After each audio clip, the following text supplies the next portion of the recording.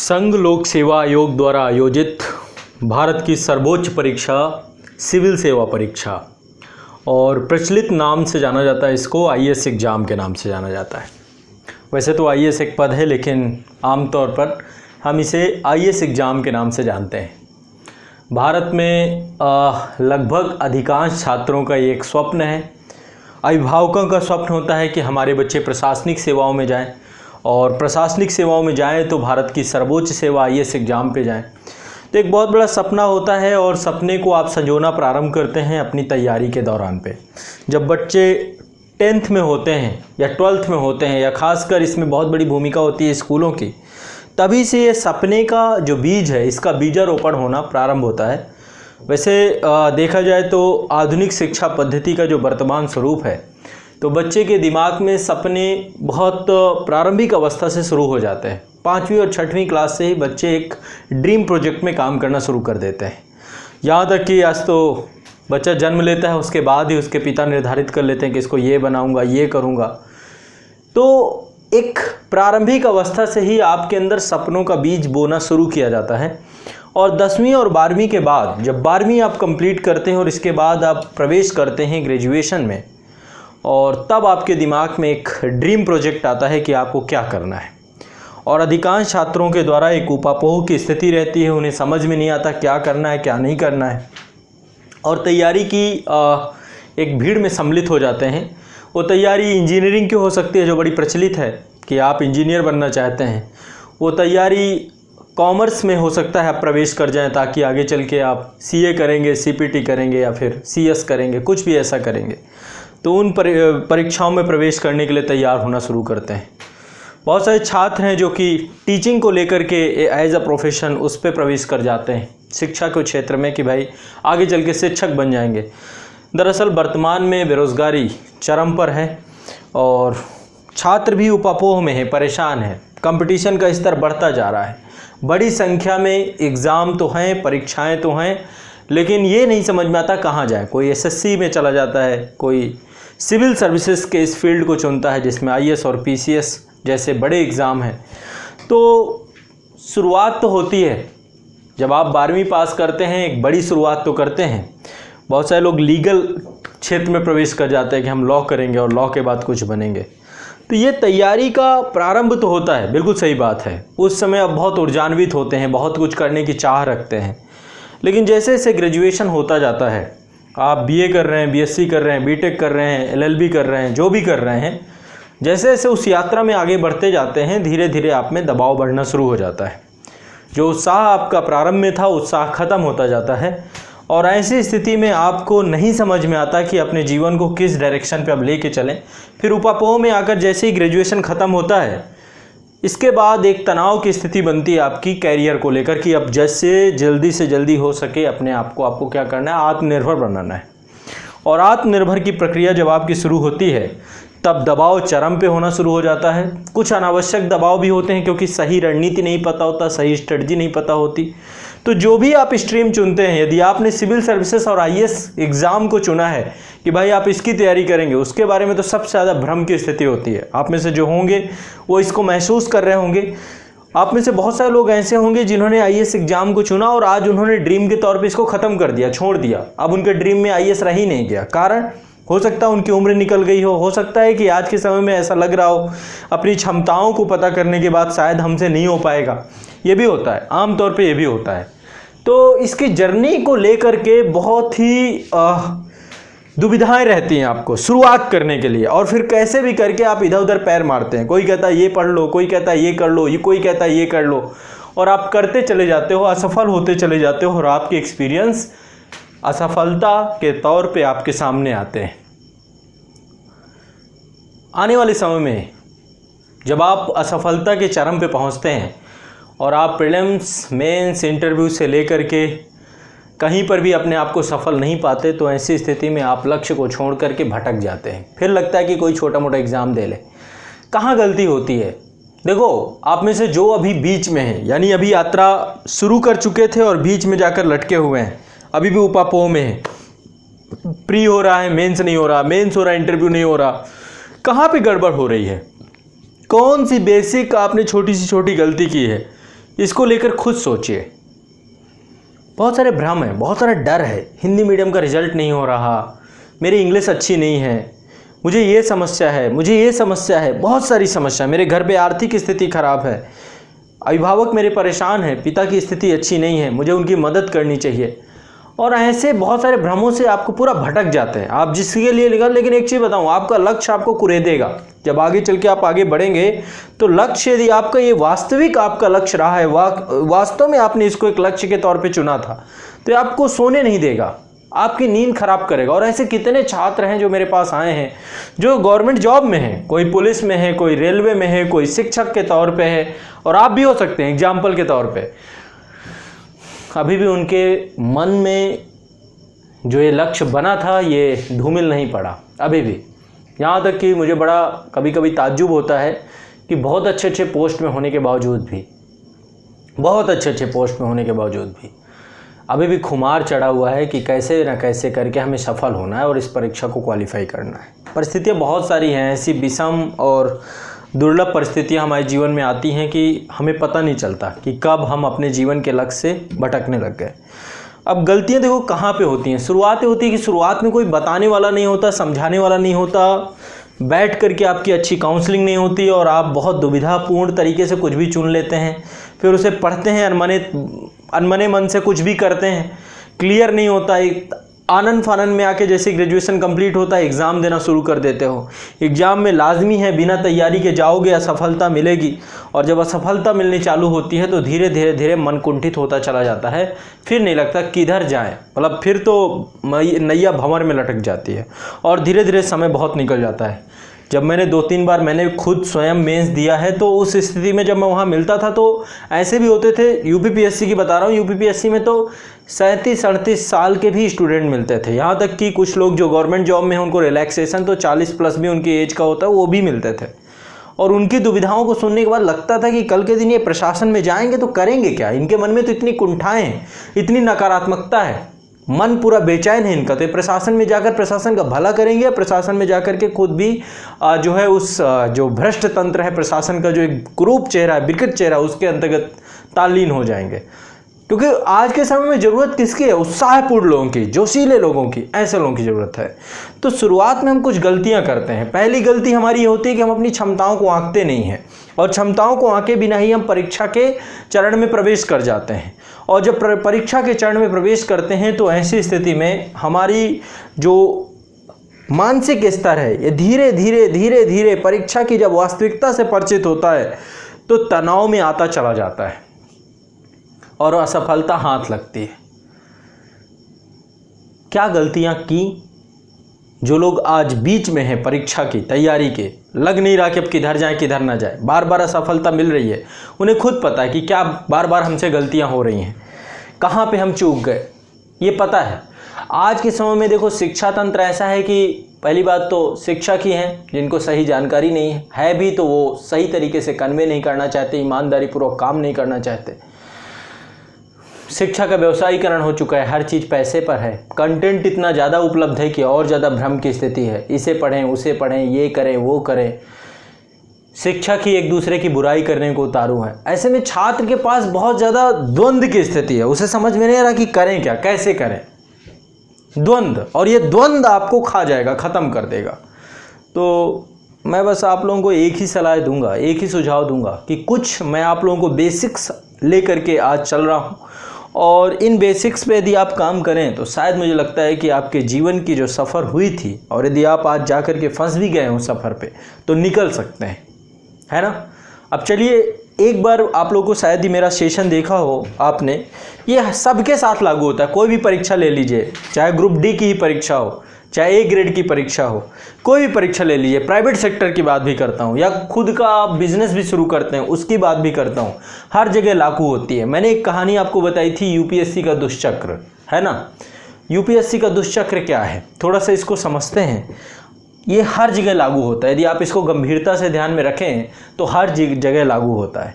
और इसके बाद फिर मैं आपको चरणबद्ध तरीके से कुछ आपके अंदर ऊर्जान्वित तरीके से कुछ विचार प्रयास करूंगा कि आपके अंदर प्रवाहित हों, और यदि इन चीज़ों को आप फॉलो कर पाएँ तो आप सफलता की कड़ी तक पहुंच जाए। यदि आप फंस गए हैं तो उस फंसे हुए जो नैतिक द्वंद्व है उससे निकलें और अपनी तैयारी शुरू करें। जो कमियां हैं, देखो बच्चों, मैंने जो भी एक्सपीरियंस रहा है विभिन्न आज के समय पे लाखों की संख्या में छात्रों को मैंने गाइड किया है, ऑफलाइन ऑनलाइन हर तरीके से।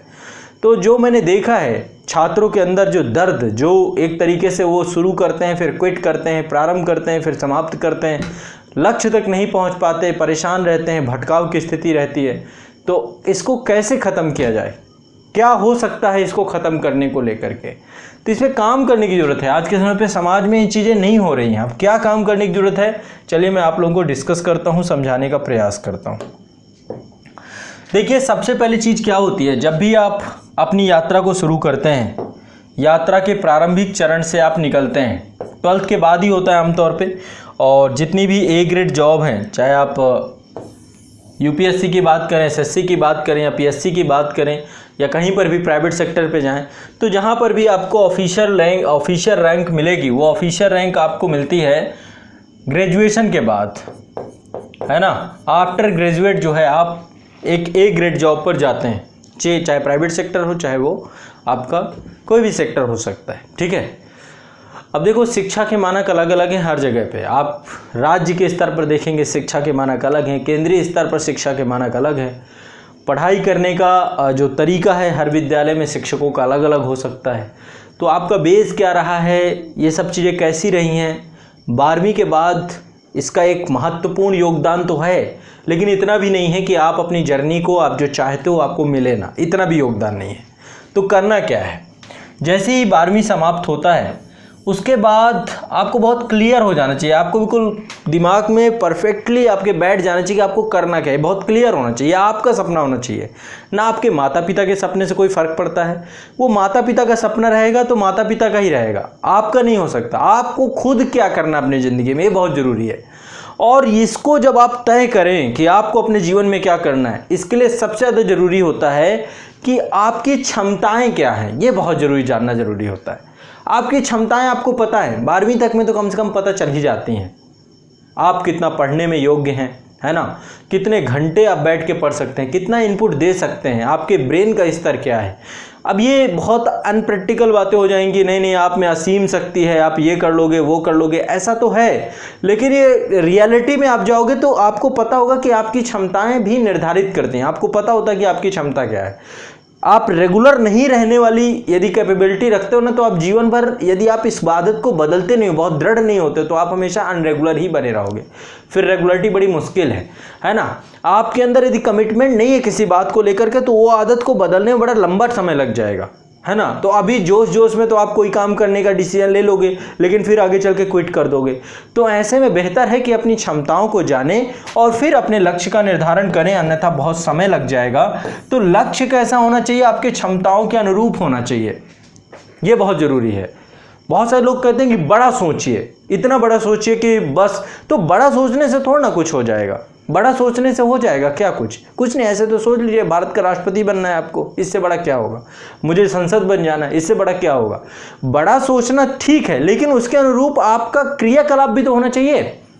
योग्यता बहुत जरूरी है ना। आप लोगों ने एक मूवी देखी होगी, शायद आपने उसे ऐसे ही देख के छोड़ दिया हो, 3 इडियट। उस मूवी में यही तो कहा जाता है कि आपको लक्ष्य नहीं चुनना है, लक्ष्य क्या होगा, लक्ष्य के अनुरूप बनना है। लक्ष्य के जब अनुरूप बन जाओगे तो वो लक्ष्य आपको मिल जाएगा, कोई बहुत बड़ी चीज नहीं है। सफलता के पीछे भागने से कुछ नहीं होगा, सफलता के योग्य बनना पड़ेगा, है ना। आज आप लोग बहुत सारे सफल लोगों को देखते हैं, बहुत लोग इंस्पायर हो जाते हैं ना। बहुत सारे आईएएस अधिकारी, डीएम एसडीएम को देख लिए तो आप इंस्पायर हो गए कि क्या पावर है ना, क्या पावर है, रुतबा है, आसपास लोग मजमा लगाते हैं, सम्मान क्या है, प्रतिष्ठा क्या है। तो जब ये चीज़ें देखते हैं आप अट्रैक्ट हो जाएंगे, अचानक से अट्रैक्ट हो गए कि अरे वाह, मुझे भी यही बनना है, मुझे भी यही करना है। लेकिन उसके पीछे उसकी मेहनत, उसका कर्तव्यशीलता, उसने कितना काम किया, कितनी ईमानदारी थी, कितना कमिटमेंट था, कितनी रातें मेहनत की हैं उसने, वो चीज़ आपको नहीं दिखती। आप तो सिर्फ बस सीधा रिजल्टेंट में आ गए कि इसका रिजल्ट क्या है, और वो आपके दिमाग में चढ़ता है, 4 दिन बाद उतर जाता है। तो 4 दिनों का भूत आपके पास नहीं होना चाहिए। यानी कि मैं आसान भाषा में आपको समझाऊं, 2 तरीके की मेंटालिटी होती है। एक मेंटालिटी होती है पुजारी वाली मेंटालिटी, है ना। और एक मेंटेलिटी होती है आतंकवादी वाली मेंटेलिटी। पुजारी वाली मेंटेलिटी क्या कहलाती है?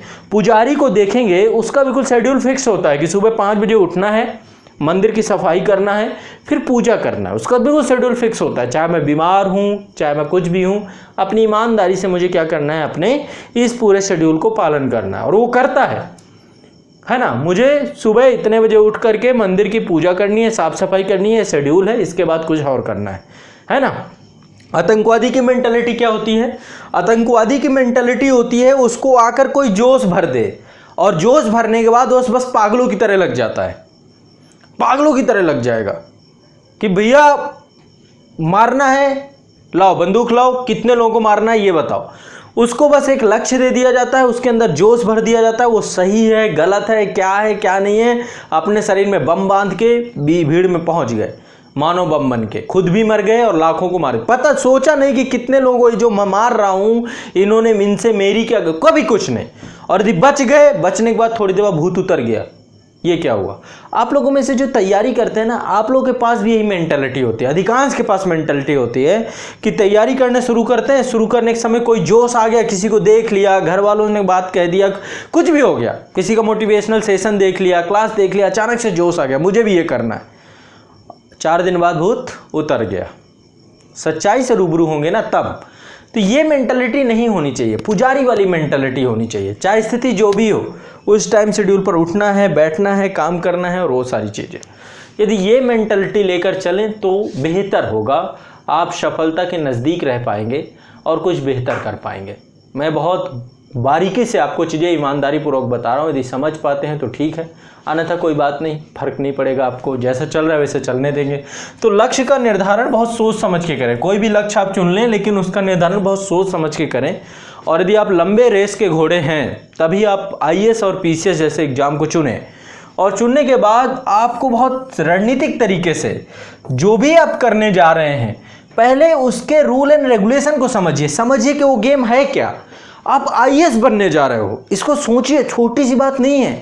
यदि आप अपने दिमाग में बैठा लो कि आप IAS बनने जा रहे हो, और या फिर आप IAS हो, 2 मिनट के लिए सोच लो कि आप IAS हो अभी, तो समझो आपका बिहेवियर कैसा होगा, है ना। आपका एक डिसीजन पूरे जिले का डिसीजन है, आपके एक डिसीजन को कितने लोग आपके डिसीजन का इंतजार कर रहे होते हैं, इतनी अथॉरिटी होती है ना।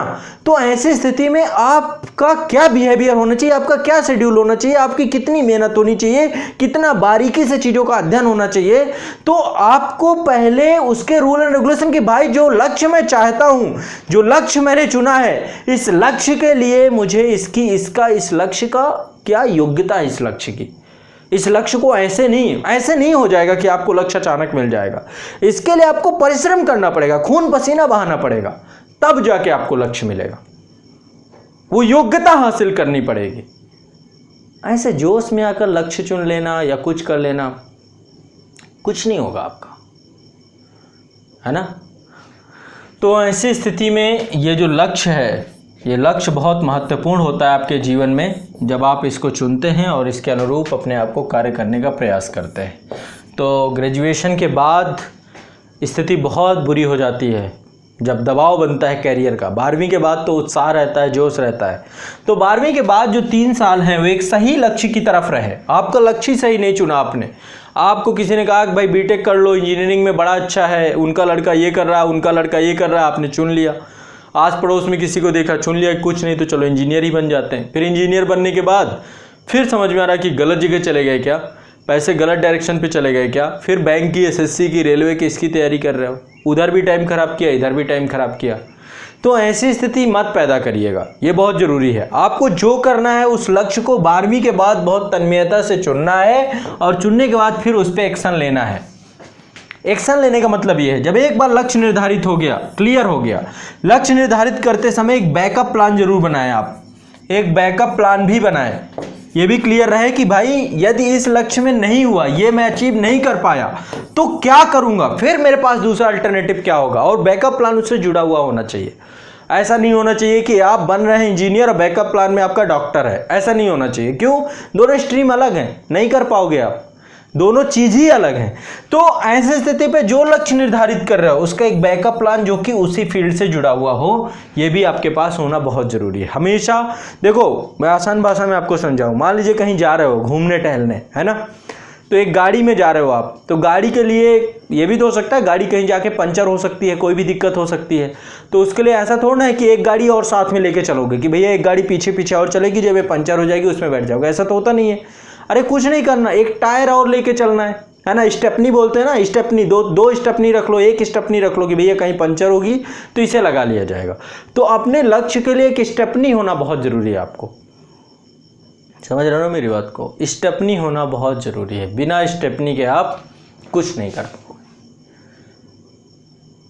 छोटी छोटी चीज़ है, छोटी छोटी चीज़ें ही आपको बड़ा बना देंगी। कब आप बड़े हो जाओ आपको नहीं पता चलेगा।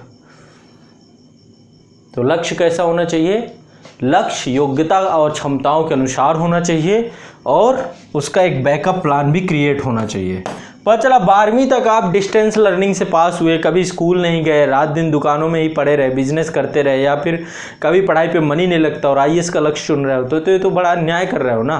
मैं नहीं कह रहा हूँ नहीं हो जाएगा, फिर बड़ा रेवोल्यूशन करना पड़ेगा 3 साल तक लगातार। बहुत सारे लोग ऐसे भी आते हैं, फिर बाद में कहते हैं, खासकर हिंदी मीडियम में खासकर, ठीक है। तो अब मैं आगे बढ़ता हूँ। ये लक्ष्य और बैकअप प्लान, ये दो निर्धारित करने के बाद अब आपको इस लक्ष्य के बारे में जानना शुरू करना है कि जो लक्ष्य है इसके रूल क्या हैं, और फिर उस योग्यता के अनुसार अपने आप को निर्धारित करिए। बड़ा आसान है, इतना कठिन नहीं है ना। क्या है इसका रूल, क्या हो सकते हैं? आयोग के द्वारा लिया जाता है, कितने चरणों में है, कितना समय लग सकता है, पाठ्यक्रम क्या है इसका, सिलेबस क्या है, सिलेबस को समझना, सिलेबस को समाप्त करने में कितना समय लगेगा, कितना टाइम लग सकता है। खुद से करिए रिसर्च, दूसरे के बार बार बैसाखी लेकर मत चलिए। हर चीज़ में बैसाखी नहीं चाहिए कि ये बता देगा वो बता देगा, उसके नोट्स इसके नोट्स, कुछ नहीं, अपनी खुद की मेहनत, यही सब कुछ है। इसके बिना आपको तो सिलेबस आपके पास प्रॉपर इसकी समझ होनी चाहिए, है ना।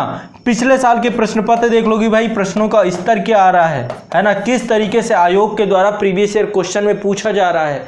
यदि शुरुआती दौरान पे काम कर लिया जाए तो कोई भी लक्ष्य इतना कठिन नहीं है जितना कठिन हम बना देते हैं, कितना कठिन हम समझ लेते हैं। बस मुद्दा एक ही है, यदि वो बात समझ में आ जाए, दिमाग में बैठ जाए। आईएएस का लक्ष्य चुनने से यदि आप आईएएस बन जाते, कोई चीज़ चुनने से ही आप बन जाते तो बड़ा आसान था, आज कितने हो जाते। मुद्दा है उस पर काम करने की, जिसमें सब थक हार जाते हैं। कितने आते हैं, किसी का किसी एग्जाम में क्वालिफाई हो गया, उसे लगता है आईएएस भी क्वालिफाई कर लूँगा, और आने के बाद फिर आनंद फानन में भाई सिलेबस नहीं देखा ना, प्रीवियस ईयर क्वेश्चन देखा ना, स्तर को समझा, है ना। कुछ लोग ऐसे भी होते हैं जो बहुत आईआईटी क्वालिफाई होते हैं और क्वालिफाई होने के बाद लगता है आईएएस तो मुझसे हो जाएगा, मैंने आईआईटी क्वालिफाई किया। भाई ये अलग है, बैटल ग्राउंड है, ये अलग फील्ड है, और यहाँ पे आपको कुछ अलग ही करके दिखाना पड़ेगा तभी हो पाएगा। तो ये बैटल ग्राउंड ऐसा है सिविल सर्विसेज का, जिसके रूल ऐसे हैं, जिस रूल पे कोई भी प्रवेश करे, आर्ट साइड का बच्चा प्रवेश करे, साइंस साइड का बच्चा प्रवेश करे, आईआईटी का बच्चा प्रवेश करे, मेडिकल साइंस का बच्चा प्रवेश करे, लीगल फील्ड का बच्चा प्रवेश करे, कोई भी प्रवेश करेगा तो फाइनली यहां पर बैटल ग्राउंड में आकर उसे जीरो से ही स्टार्ट करना पड़ेगा।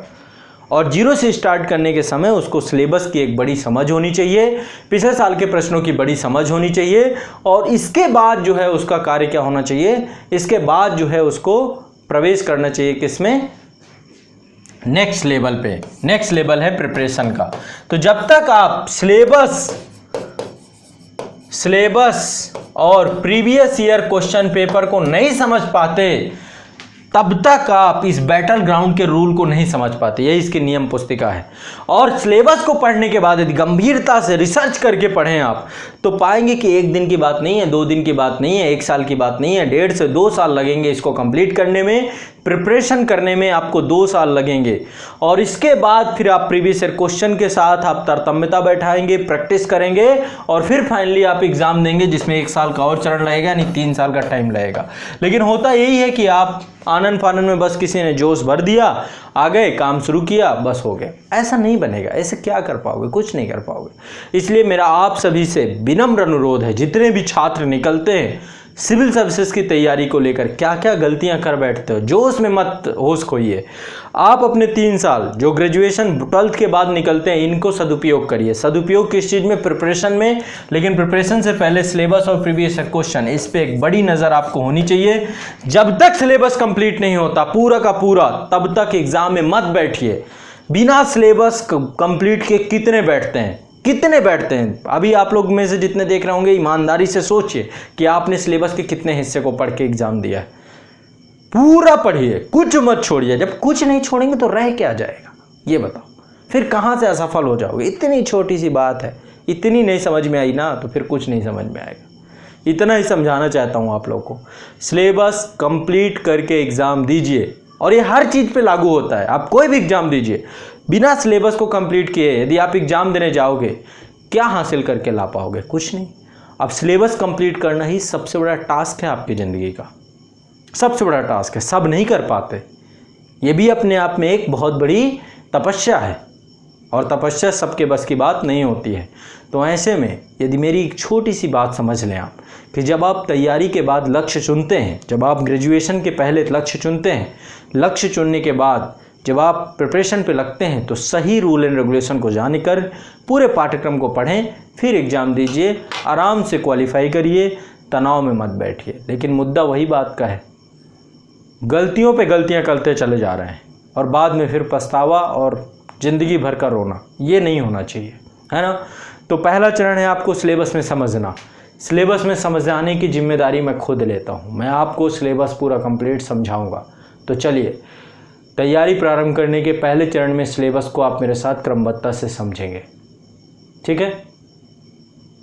सिलेबस डिस्कशन प्रोग्राम के एक एक एपिसोड को आप समग्रता से देखेंगे और स्वयं भी सिलेबस को समग्रता से समझ करके पूरे पाठ्यक्रम को तैयार करेंगे, प्रिपरेशन करेंगे, ठीक। चलिए मिलते हैं सिलेबस डिस्कशन प्रोग्राम पे।